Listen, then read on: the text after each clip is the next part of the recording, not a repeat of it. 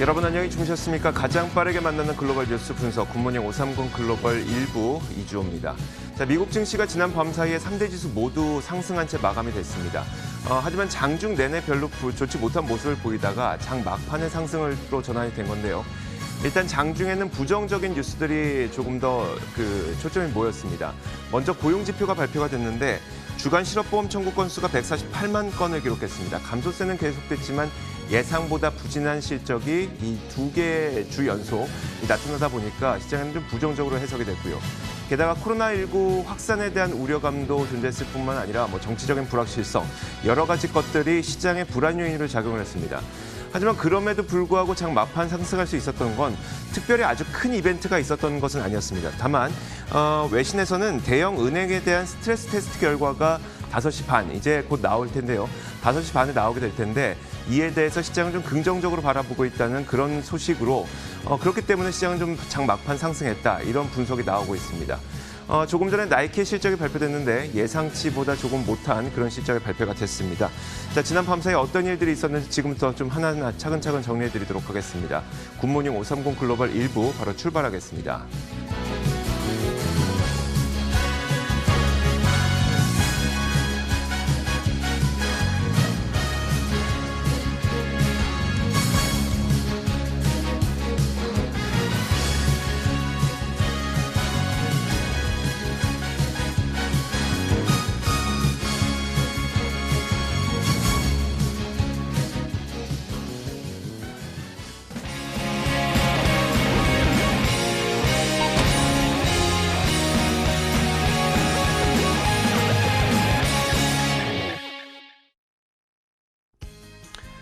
미국 증시 마감 동향부터 확인해 보도록 하겠습니다. 클로징 벨 나옵니다.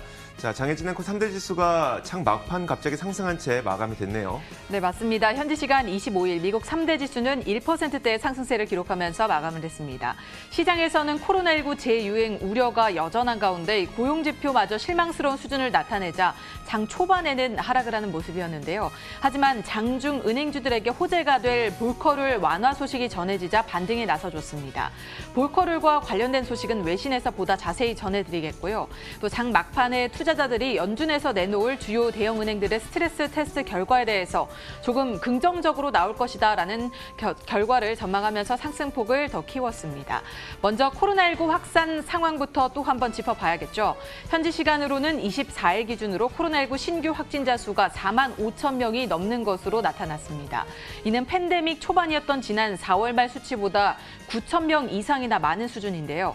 텍사스주는 임시적으로 경제 재개 중단에 들어갔고요. 이와 함께 애플도 텍사스주 휴스턴의 매장을 추가로 폐쇄하기로 했습니다. 디즈니에서도 캘리포니아 테마파크 개장을 연기하는 등 여러 기업들의 운영 차질이 빚어지고 있습니다. 이날 또 지표들도 나왔죠. 먼저 미국의 1분기 GDP 성장률 확정치가 마이너스 5%로 역성장한 것으로 확인이 됐고요. 이는 2008년 글로벌 금융위기 당시 마이너스 8%대를 기록한 이후에 가장 큰 감소세인데요. 이에 따라서 봉쇄가 본격화된 2분기에는 성장률이 약 30%까지도 떨어질 수 있다라는 전망이 나오고 있습니다. 미국 노동부는 지난주 신규 실업보험 청구 건수가 148만 건을 기록했다고 밝히기도 했는데요. 12주 연속 감소세가 이어지고는 있지만 이 시장에서 예상했던 것보다는 많은 수준을 기록을 했습니다. 따라서 고용 회복 속도가 기대한 만큼 빠르지는 않은 것으로 해석이 되고 있고요. 반면에 긍정적인 지표도 여러 나왔는데요. 지난 5월 미국의 내구재 수주 실적과 항공기를 제외한 비국방 자본재 수주가 전월 대비 대폭 개선된 것으로 나타나기도 했습니다. 시장에는 글로벌 무역 갈등에 대한 우려가 여전히 남아있고 미국 대선과 관련해서도 트럼프 대통령의 지지율이 민주당의 조 바이든 전 부통령 후보에게 큰 폭으로 뒤처져 있다는 결과가 나오는 등 이 정치적인 불확실성도 확대되고 있어서 시장에 어떤 영향을 미칠지는 앞으로도 지켜봐야 되는 상황입니다. 보다 자세한 마감 상황도 함께 보시죠. 먼저 다우지수입니다. 하락 출발을 했죠. 코로나19 재확산에 대한 우려에 하락 출발을 했는데 장중에 등락을 거듭하다가 볼커룰 완화와 이 연준의 결과 발표에 힘입어서 상승폭을 키웠습니다.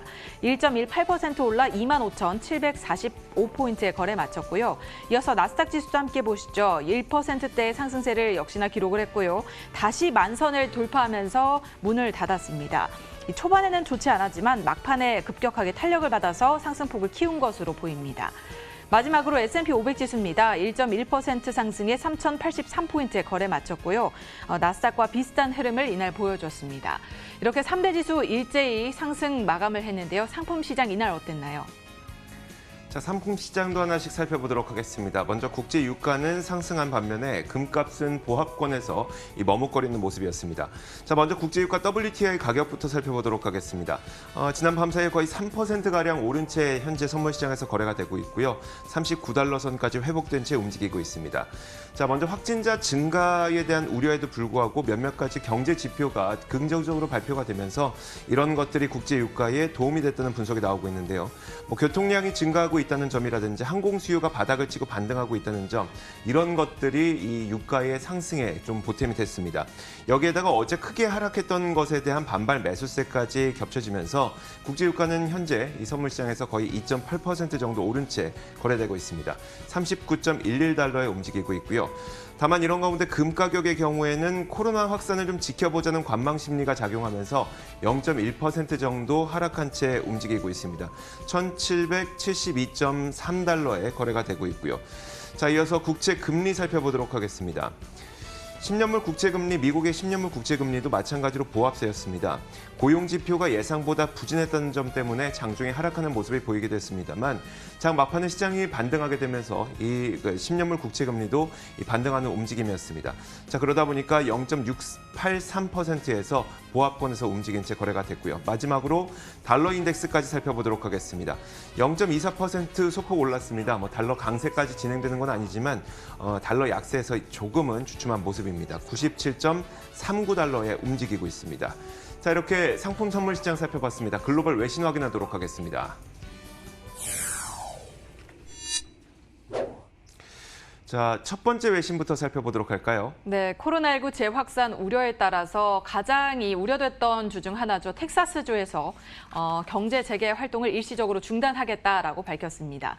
그레그 에보트 텍사스 주지사는 최근 코로나19 감염자와 입원 환자 수가 급격하게 증가함에 따라서 주정부의 단계별 경제 재개 계획을 잠정적으로 중단하겠다라고 밝혔습니다. 이는 일시적인 개방 중단이 텍사스주가 경제 개방 다음 단계로 안전하게 진입할 수 있도록 도움을 줄 것이다. 재확산을 막는 데 도움이 될 것이라고 설명을 했는데요. 텍사스주 같은 경우에는 미국 내에서 인구가 두 번째로 많은 주에 해당이 됩니다. 미국 내 코로나19 감염자 수가 상당한 급증세를 보이자 텍사스주에서도 3일 연속 5,000명 이상의 감염자 수가 확인이 됐고 13일 연속 입원 환자 수가 계속해서 최고치를 기록하고 있는데요. 텍사스의 코로나19 양성 반응 검사 결과 비율이 또 10%에 달하는데 이 미국 내에서 두 자릿수의 이 반응 비율을 나타내는 주는 얼마 되지 않는데 그중 하나에 해당된다고 합니다. 에버트 주지사는 이전 단계에서 개장이 허용된 매장들은 앞서 정해둔 지침을 따라서 계속해서 운영이 가능하지만 수용 가능 인원수를 늘릴 수 없다고 제한을 뒀고요. 또 일렉티브 서저리, 즉 사전에 미리 예약해둔 대기 수술을 모두 연기해두고 코로나19 중증 환자를 위해서 좀 자리를 더 확보해 나가겠다라는 방침을 밝히기도 했습니다.